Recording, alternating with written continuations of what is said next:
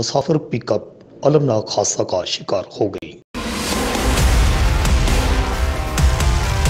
آزاد کشمیر کے علاقہ سمانی میں مسافر پک اپ المناک حادثہ کا شکار ہو گئی۔ اس میں 3 افراد زندگی کی بازی ہار گئے۔ سمانی مسافر پک اپ کے المناک حادثہ میں عبدالوحید، لیاقت علی اور محمد سرور زندگی کی بازی ہار گئے۔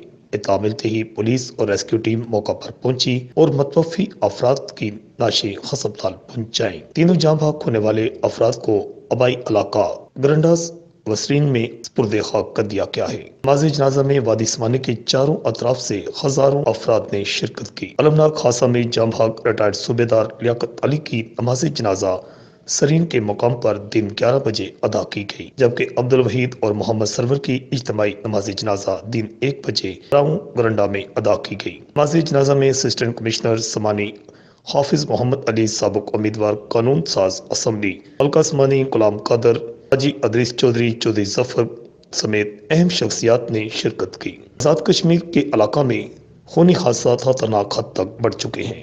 رپورٹ الحجاز نیوز، سمانی۔